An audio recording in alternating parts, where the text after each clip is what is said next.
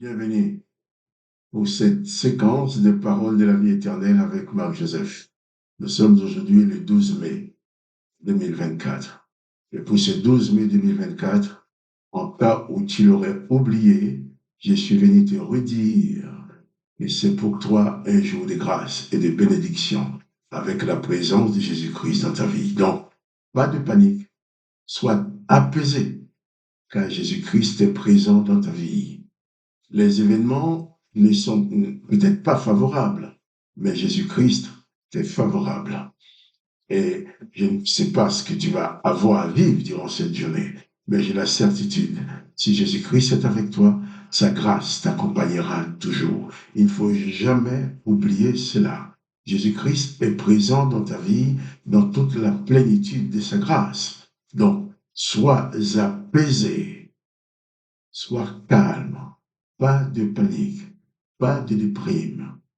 Bannis de ta vie le découragement et la dépression, la déprime face aux circonstances. Car quelles que soient les circonstances que tu as traversées, Jésus-Christ sera toujours t'aider à t'en sortir. Car Jésus-Christ qui est dans ta vie en permanence dit que tout pouvoir lui a été donné dans les cieux et sur la terre. Donc il n'y a rien qui lui est impossible. Réalise cette bienfaisante présence de Jésus-Christ dans ta vie et pas de panique, pas de déprime, pas de découragement. Relève la tête. Quand les choses te paraissent difficiles, au lieu de baisser la tête, il dit, je ne vais pas m'en sortir, c'est trop dur pour moi. Fais tout ce que tu peux faire. Et pour le reste, regarde à Jésus-Christ. Attends-toi à ce que la puissance de Dieu au travers de Jésus-Christ qui est dans ta vie agisse pour que tu puisses t'en sortir. Là, Jésus-Christ a dit, rien n'est impossible à celui qui croit en lui. Ce qui veut dire que autant que Jésus-Christ est présent dans ta vie, tout demeure encore possible. Ce qu'il faut seulement faire, c'est garder dans ton cœur, garder dans ta tête, dans ton cerveau, dans ton âme, garder en toi cette réalité de la présence de Jésus-Christ qui ne veut jamais te quitter. Alors, je suis venu te dire, pas de panique. Jésus-Christ est avec toi. Élève ton âme vers lui. Dans la prière, comme Jésus a dit, nous pouvons adresser nos prières à Dieu le Père en son nom. Et c'est ce que je vais faire avec toi. Je vais te demander de prier en même temps que moi. Je ne suis pas à côté de toi, tu ne peux pas me toucher. Mais si nous prions ensemble dans le nom de Jésus-Christ, ton âme et mon âme, ton esprit et mon esprit sont en communion, sont reliés par l'esprit de Jésus-Christ qui demeure en nous. Ce qui est formidable, c'est que Jésus-Christ est capable d'être présent dans ta vie en France, être présent dans ta vie de notre frère, en Amérique, présent dans ta vie de notre sœur, en Afrique ou en Asie. Sa présence remplit toute la terre, remplit toute la terre, et quelles que soient les circonstances, quel que soit l'endroit où tu vas, réalise surtout que Jésus-Christ est avec toi, afin de bannir de ta vie toute forme de panique et de découragement, de désolation, et que ton âme soit toujours réconfortée par la réalité de la présence de Jésus-Christ qui vit en toi comme sauveur, mais jamais comme condamnateur ni accusateur. Même si tu as commis une erreur, tu as commis une faute, viens à Jésus-Christ.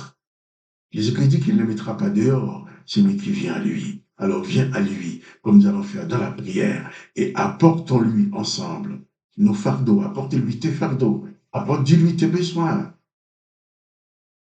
Et sa présence qui demeure en toi va te rassurer, te consoler, et va ouvrir devant toi la porte de la victoire. Et je suis là aujourd'hui pour t'encourager. Il te dit qu'il faut bannir le découragement. Le découragement est ton ennemi. Mais Jésus-Christ, la foi en Jésus-Christ est ton ami. Et d'ailleurs, l'apôtre Jean va écrire, et la victoire qui triomphe dans ce monde, c'est ta foi, c'est ma foi, c'est notre foi. Alors, prions donc avec foi, sachant qu'au nom de Jésus-Christ, Dieu le Père va entendre nos prières. Tandis que moi, je vais prier, toi aussi, prie, dis tes besoins à Dieu, et nous sommes en communion. Père, je me tiens devant toi en cet instant, avec mon frère, avec ma sœur, qui est en train de regarder, écouter cette vidéo.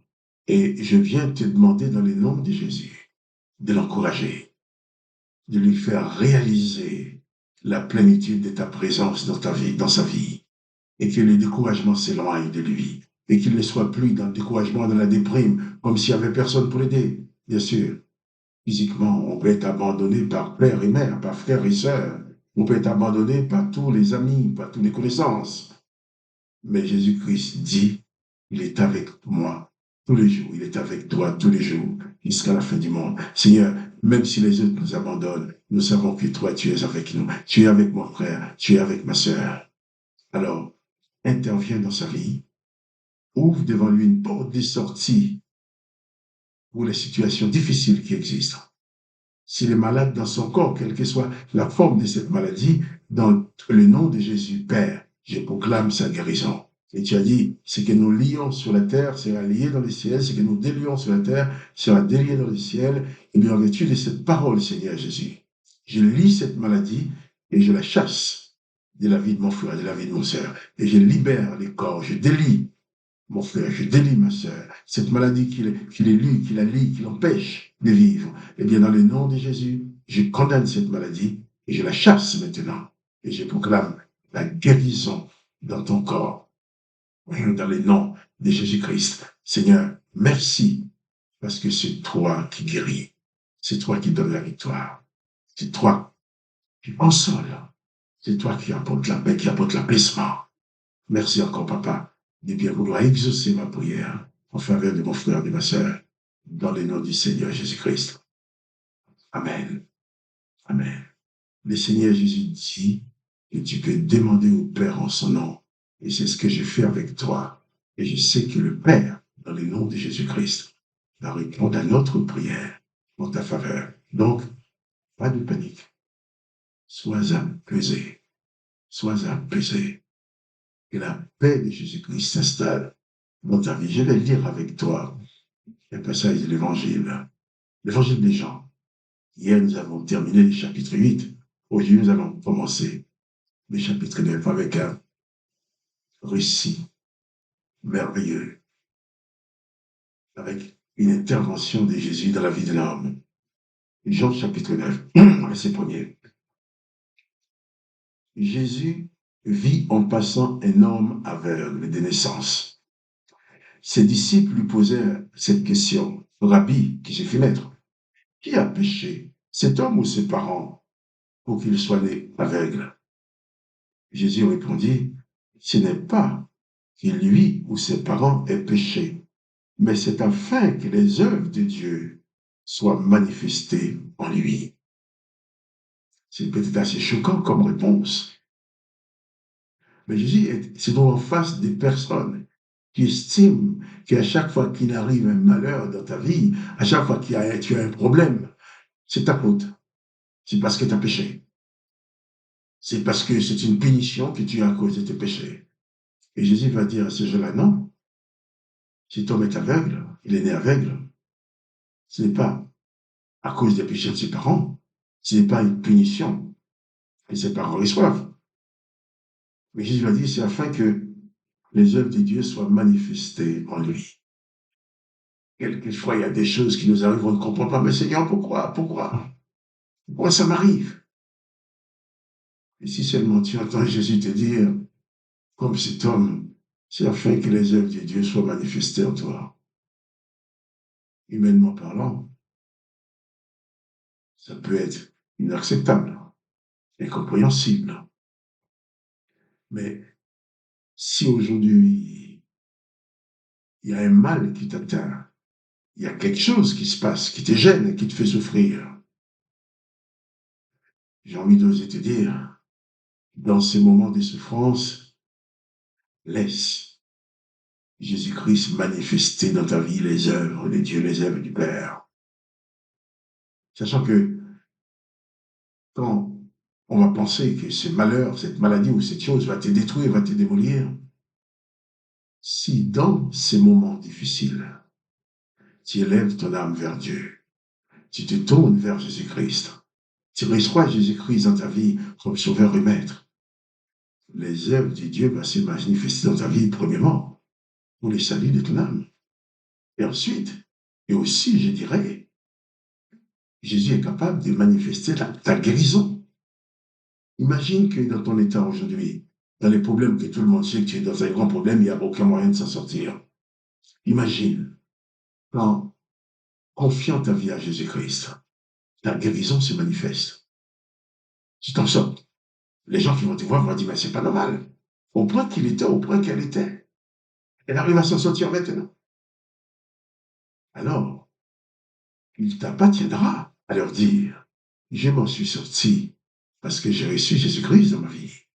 Je m'en suis sorti parce que j'ai invoqué Jésus-Christ.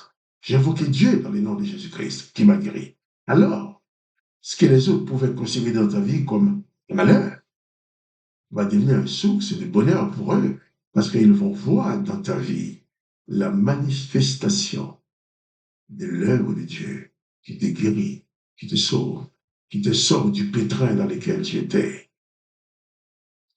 On t'avait dit c'est impossible et on sait bien que tout le monde savait que c'était impossible. Et lorsque l'impossible devient possible, et les gens vont être étonnés. Mais qu'est-ce qui t'arrive? Et tu auras là le moyen extraordinaire de dire à ces gens, j'étais malade, j'étais mal, j'étais dans le pétrin, où j'avais tel ou tel grand problème, où tout le monde croyait que j'allais m'écouler. Mais Jésus-Christ, dans le nom de Jésus-Christ, Dieu le Père m'a donné la main, il m'a relevé, il m'a donné la victoire. Et alors, le mal que tu avais dans ton corps, dans ta vie, va servir à glorifier Dieu. Nous ne pouvons pas toujours tout comprendre. Mais Jésus les répond quand même. Ces gens voulaient dire à Jésus, mais si cet homme est malade, est né avec, c'est parce que ses parents sont mauvais, c'est parce qu'ils ont péché. C'est normal.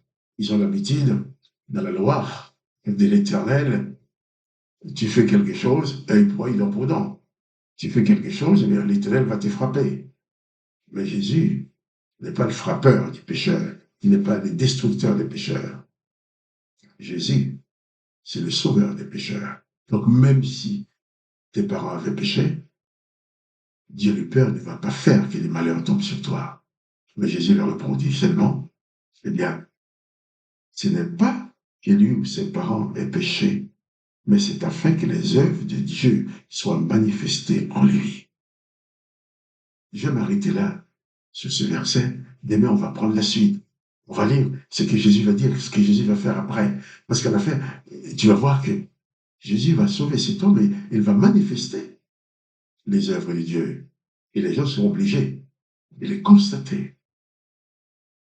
Et cet homme sera obligé de témoigner que Jésus l'a guéri.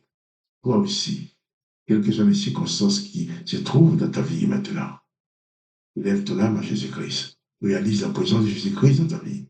Ne commence pas à t'accuser, c'est parce que je suis mauvais, c'est parce que je vous dis mal, non.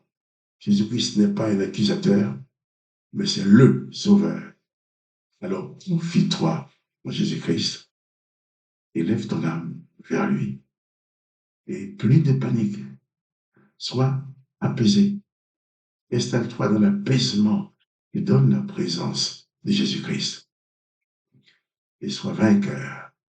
Car la victoire qui triomphe dans ce monde, dans tes problèmes, c'est ta foi en Jésus-Christ.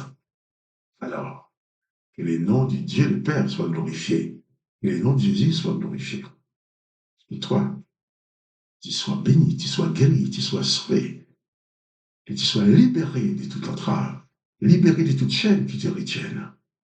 Et quant à moi, Marc-Joseph, je te dis encore, pas de panique. Sois apaisé. Car Jésus-Christ est présent dans ta vie. Et si tu aimes cette vidéo, partage-la avec tes connaissances. Et je te dis aussi, à demain pour la suite. La parole de la vie éternelle.